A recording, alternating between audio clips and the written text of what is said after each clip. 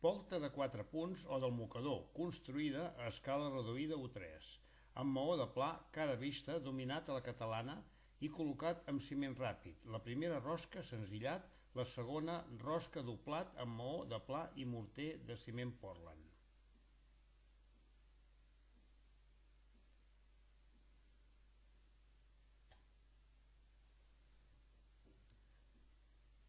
Primera part, pas a pas.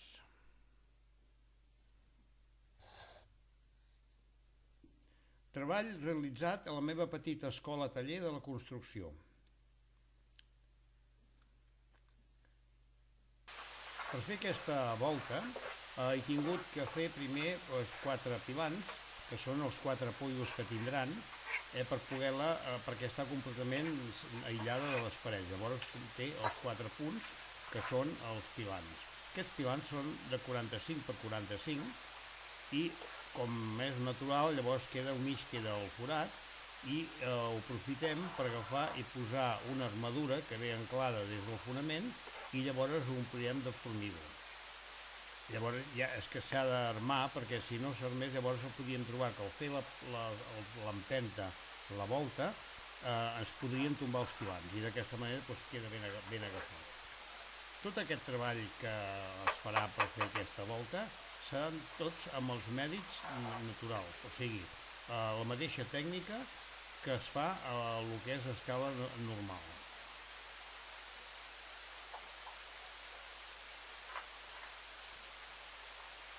Comprovant la pomada,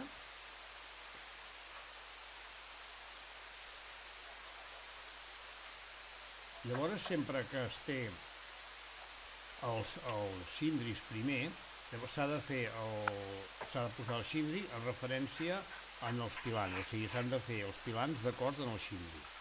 Quan no s'han fet, es fan els pilans i llavors es pren la mida per fer els cindris. Aquests cindris podreu veure que són una miqueta especials, perquè el que he volgut fer és la volta, o sigui, és la mateixa pendent que té tota la volta, la té fins a entregar els costats. Al no tindre parets, doncs llavors aquests cindris han de ser una miqueta especials perquè doni la mateixa pendent que té el reste de la volta.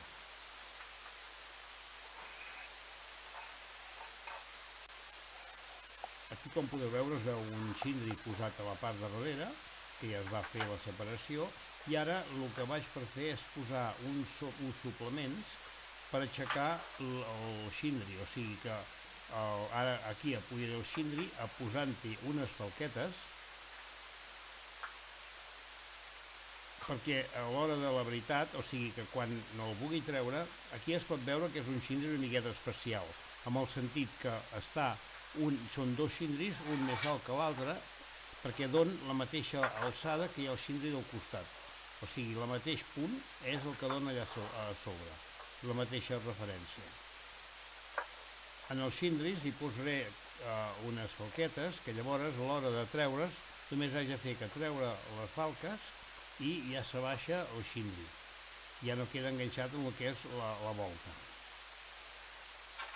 Els cindris s'han de posar bé, encaixats un amb un altre, perquè vingui la mateixa curvatura. Allà darrere li falta un tros en el pilar que el faré perquè haig de posar un suplement a la taula. Aquí es veu com estic posant les falquetes per poder-les dominar. Llavors aquests cindris s'han de posar ben bé a plom, perquè si no, si els posessin desplomats no donaria la mateixa pendent. En aquest cindri, que és el que correrà per sobre, vaig posar-hi un contrapès, un pes, perquè es mantingui més a plom. Que també va més bé és posar-hi una obra enganxada, o sigui, que toqui el suplement que li he posat. Ara el tinc aquí per saber la guia, perquè en aquests cindris hi ha una miqueta de galza perquè es pugui apoyar el cindri senzill. Bueno, doncs ja estan les peces posades i ara el que faré serà replantejar amb les rajols, veiem com ens vindran per posar-los sencers. Jo el que interessa és sortir sencers de la cantonada i si va una peça, doncs repartir-la o posar-la en el centre. Això normalment, quan se fa un arc, es comença per cada cantó i es tanca al mig. però en aquest cas també ho faig igual en aquí, perquè va vist, però primer m'agradarà veure aviam quin tipus de peça va, perquè de vegades pots trobar-te que va una peça petita i llavors és millor repartir una miqueta molt junts, o si no, d'una fent-ne dues. Aquí ara em queda una peça bastant completa que no desentona de cara al que és l'arc.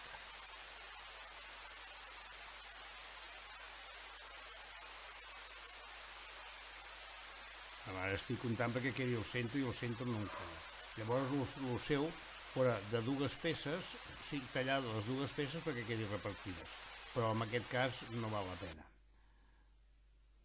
Ja estan aquí la peça a punt, ara més haig de fer que marcar-la, o ja anar per posar les rajoles, com es pot veure, estic tastant una miqueta de ciment, amb poques proporcions, perquè esclar, no és el mateix, en què es fa servir tota la mateixa tècnica, però no és el mateix que si es fes natural amb el sentit de la quantitat.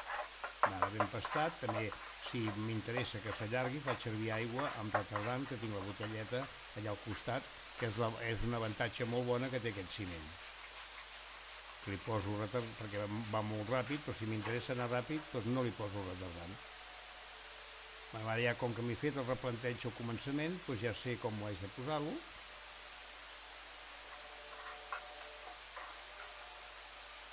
Allargar, com es podeu veure, amb el mateix sistema de lo tradicional, o sigui, escala natural. Ara, el que sí, amb una mà aguantar, perquè al posar l'altre encara no està prou trebat perquè se m'aguanti ferm.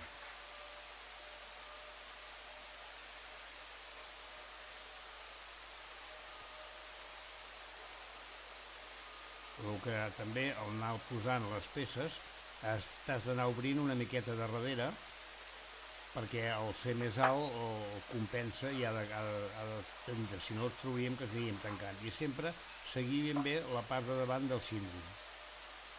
Fixeu-vos a la forma del cindri, torno a repetir-ho, perquè ara ja aquesta pendent que hi ha aquí davant ja connecta amb la peça que hi ha darrere.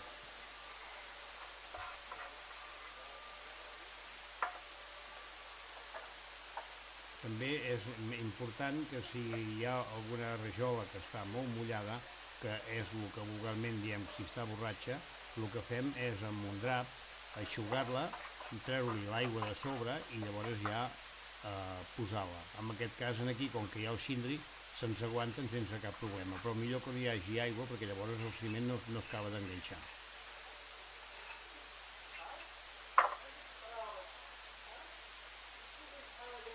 Aquí també heu pogut veure que a darrere no hi ha cindri, però és que ja està fet expressament perquè a escala natural els operaris estan a la part de dintre i van sortint per darrere per la zona que li falta el cindri.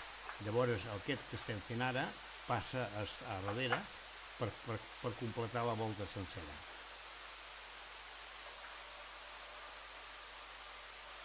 Aquí ara el que ja faig és per tancar-ho, perquè així se m'aguanten més bé tots les rajoles.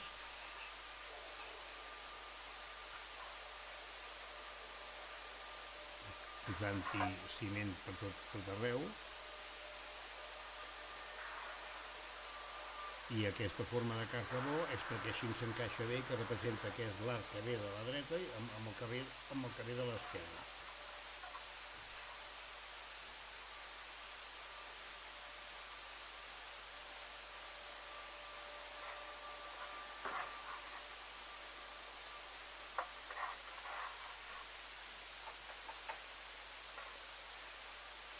Aquí es veu perfectament la posició de l'armadura, són unes armadures prefabricades.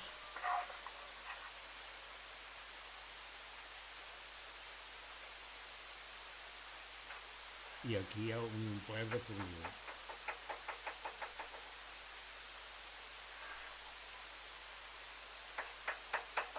Sempre es procurant que les juntes quedin ben plenes, aquí havia deixat de posar les del centre, però he deixat ja una miqueta separat la junta.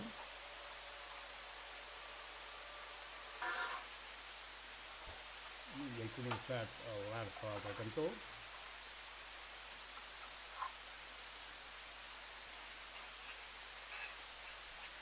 Aquí es podrà apreciar és quan s'acabin els 3 vídeos, perquè aquest treball està en 3 vídeos, que són curtets. He preferit més fer-ho així, que no pas fer-ne dos de més complets. Així no és tan pesat.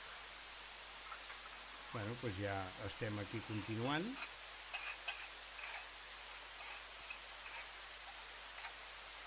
Fins a arribar al centre.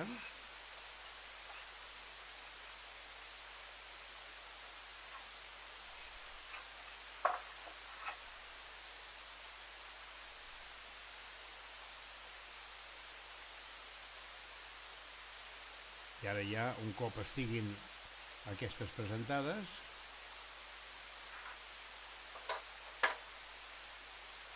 ja vaig per fer la peça, primer marcar-la, repartir-la una miqueta perquè com que fa cunya, o sigui és cap i ample, el que us he dit abans, veu, està molt molla, i el que faig és eixugar-la amb un drap, treure la higueta aquesta que queda a sobre, i llavors inclús se m'enganxa bé.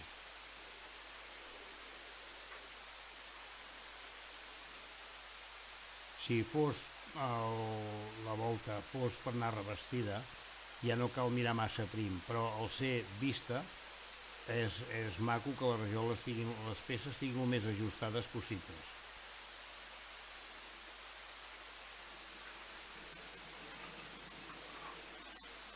Ja la peça ja l'he tallada, enllardar ben bé les dues cares, perquè així al posar ja queda el ciment, encara que surti per sobre, que nosaltres en diem que vomiti, el ciment per sobre, com es pot veure. Ben rejuntadet, això sí que és important, el més rejuntat possible, ara que es pot, i està el ciment tendre i la rajola està mullada.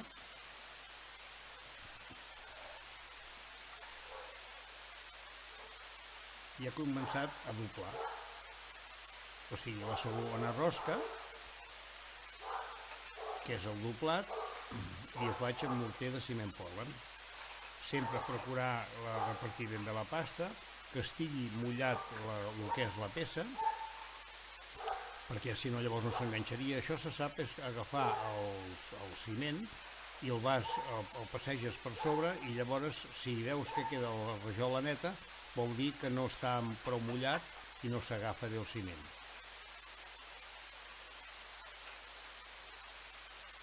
És molt important el ben mullat, perquè si no llavors se desenganxa. O sigui, si no està moll, al posar-hi el morter s'asseca de seguida i llavors no el deixa fer el freguat que ha de fer.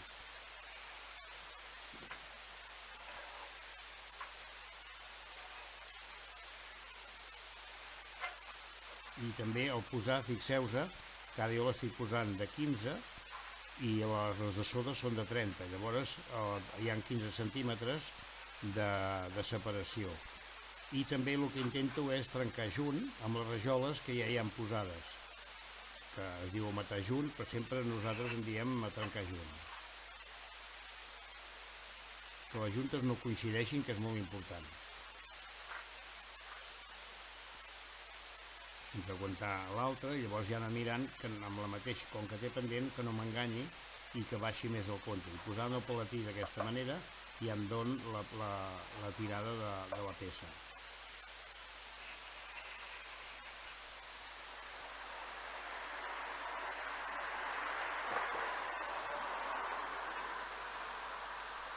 I el mateix fer, anar rejuntant, i el que sí s'ha de procurar és que el que és en l'escala natural que quedi una junta com a mínim d'1 centímetre.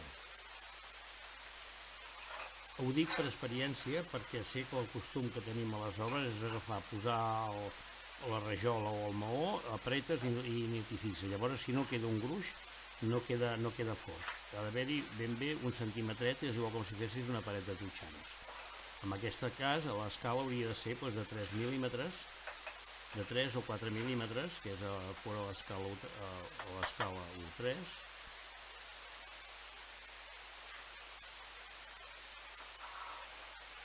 I per això em trobo que em rellisquen, perquè al posar-hi aquest gruix al moment no queda tan trebat, però bueno, és que hi ha de ser.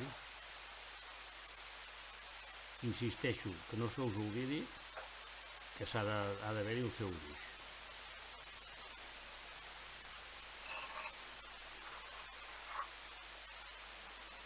Així ben repartit. I veieu que es fa amb el mateix sistema que el que és a l'escala natural, o sigui, anar passant, agafant la rajola amb la mà i anar-la bellugant endavant i enrere perquè es vagi assentant.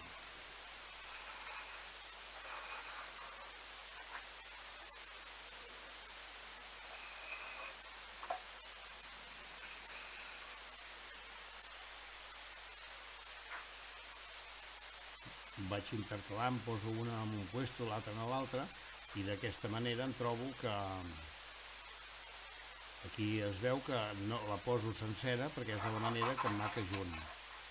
I com que és la part de sobre que no ha d'anar vista, doncs és igual que quedi una peça descentrada o que sigui petita, és igual, perquè el que interessa és que quedi fort.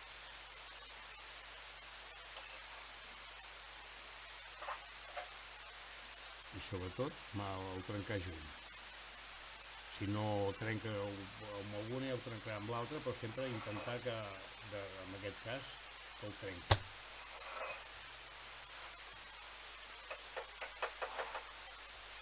Poso aquí al mig i posaré una peça petita.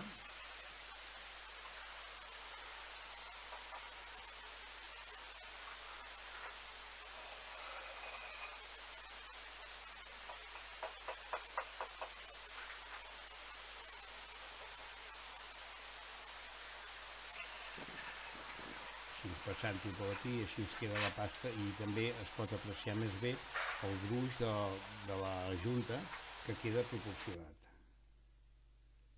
Aquí es veu l'entrega del que és la columna en si, ja tinc els arcs fets, doblats, i ara el que faré és anar per presentar el que són la volta del mig.